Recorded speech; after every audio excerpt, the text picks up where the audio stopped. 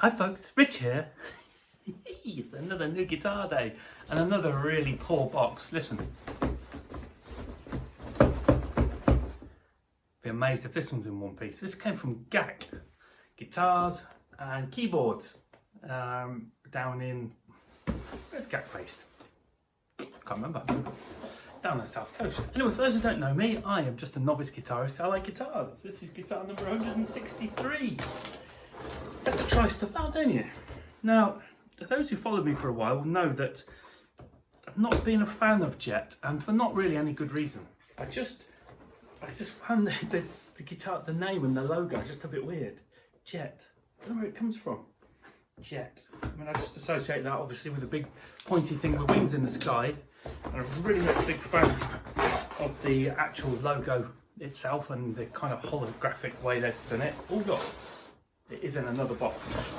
That's a small box, mind you. No additional packaging in there, but I guess that's more. But yeah, what's that logo all about? I don't know. Anyway, let's look past that because this JS400 has been reviewed so well. Steve Cassidy, yo Steve. He's a big Jet man, he liked this, and Elmo recently, Elmo Kalliarjun from Finland, who says if my name is tricky to pronounce, you can call me this guy. He's got one of these and he did a gig in it. Now, Elmo, he's not often full of praise for guitars. You know, he'll give credit where it's due and he'll say it's great. He really liked the PRS SE24. He gave the whammy bar major grief when it stayed in tune, but generally he doesn't. This, however, he said was probably the best budget guitar he's ever played, and that is massive really for Elmo to come out with something like that. So I thought, do you know what, I'm just going to have to give one a go. I still fancy having a Strat type guitar, and this is one. Now, there are lots of different colours. I was tempted by the black and gold hardware one, but it's another £70 for the privilege of going black and gold. Otherwise they're £180. I'll bought some more strings. And I didn't know whether to get vintage white, which is like so, this sort of a colour. It's a Squire that I just got yesterday. Or white, because I always have like white guitars, so I've not had a white guitar for ages. What have we got here? We've got the cable, the trem arm, and some Allen keys. So I went for white in the end, just because I've not had a white one for a long time. And I'm hopeful that I will see past my weirdness about the headstock branding and so on, and just appreciate it being a good Strat style guitar. So let's take it out of its packaging. Well, first things first, that's a slightly weird white. Take this off. I don't know what I think of this. This tells me that no one has looked at this guitar and it's literally come straight from the factory.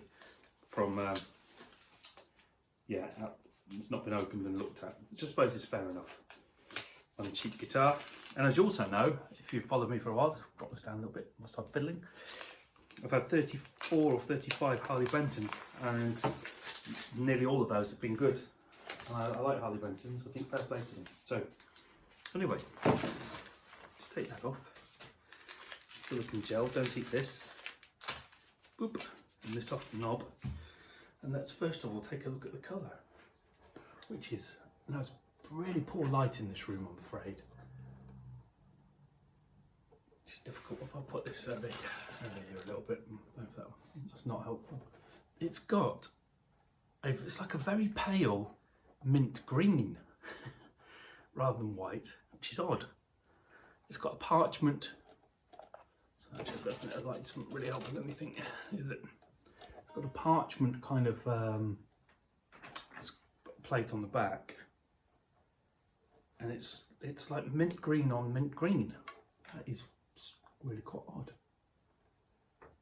So I used to have a Thomas Blug, a vintage V6 Strat, and that is white, and the pick guard is like proper green. It almost reminds me of that. And then the volume and the tone knob, everything else is this vintagey sort of colour. I really need to do something about the light in here, maybe move where I'm sat another day.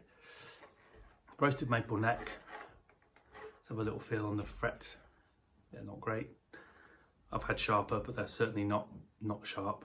They're a little bit sticky outy. Might need a bit of time to adjust to its life. Yeah, not brilliant.